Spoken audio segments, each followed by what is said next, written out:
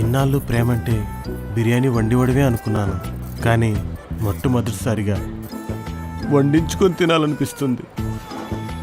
మళ్ళీ దేని తగులుకున్నావు?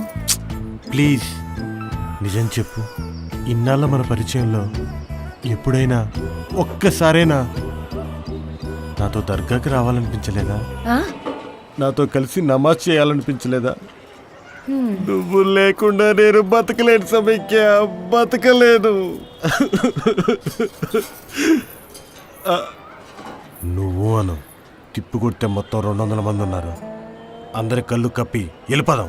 నేను కూడా ఆర్య పోకిరి 200 సార్లు చూశాను. దీంతో కొట్టానంటే నీ టెంకి పగిలింది. అదేంటి 2 ప్లేట్లు తీసుకొని వచ్చావు?